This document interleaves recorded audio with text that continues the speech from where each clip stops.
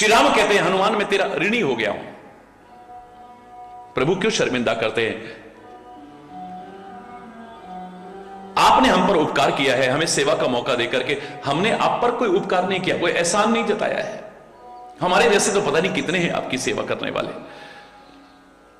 और आप राई को पर्वत कर दें, पर्वत को राई कर दें, मेरे जैसे कितने हनुमान पैदा कर सकते हैं आप? जो चेतन कहां जड़ करही, जड़ ही करही चैतन्य।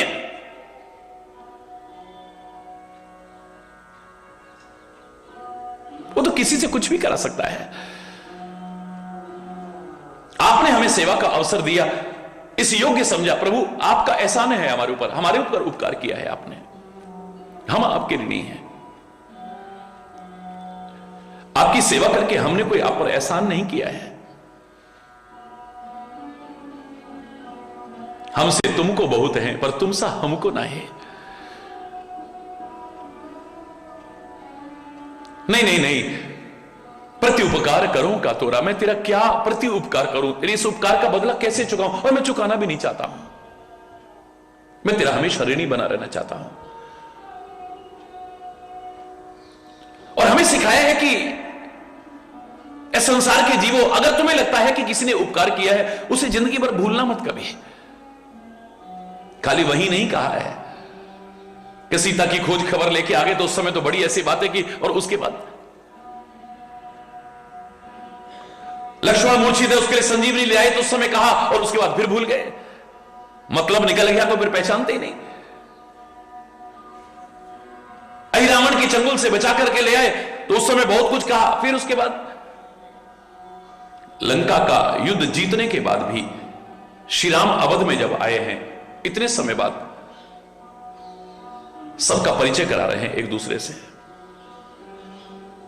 अंत में जब नंबर आया है भरत का सबसे परिचय कराने के बाद, हनुमान का सबसे परिचय कराने के बाद भरत के पास लेकर के आते हैं। हनुमान जी का भी सबसे परिचय कराया है, भरत जी के पास लाते हैं। क्या परिचय दूं? तू जानता ही है इसको, तू पहचानता ही है इसको। क्योंकि संजीवनी बूटी जब लेकर के आ रहे थे तो भरत जी ने ही तीर मारा था। परिचय हो चुका है तुम्हारा।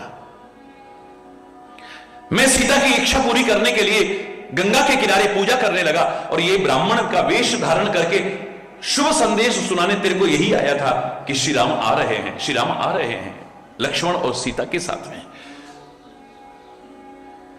परिचय नहीं दिया है, औरों के साथ परिचय कराया है हनुमान का। लेकिन भरत के सामने जब पहुंचे तो भरत भैया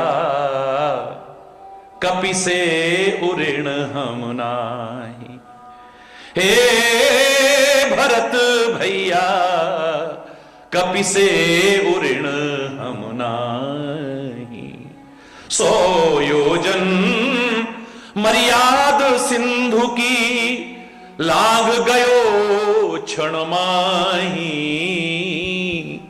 हे भरत भैया कपि से उऋण हम नाही।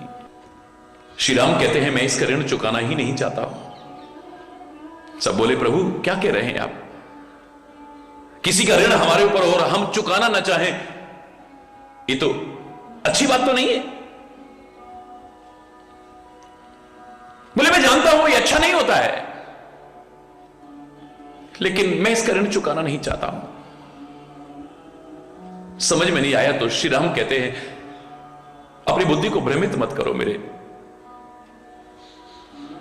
इसने जब ऋण चढ़ाया मेरे पर तो तभी चढ़ा ना जब संकट के समय इसने मदद की मेरी। जब मैं मुसीबत में था तब इसने मेरी सहायता की, तो उसी का तो ऋण चढ़ा है ना। ऋण कब उतरेगा? जब इस पर कोई संकट आए तो बदले में मैं मदद करूं। मैं तो चाहता हूं इस पर कभी संकट आए ना, ये ऋण चढ़ा है तो अच्छा है।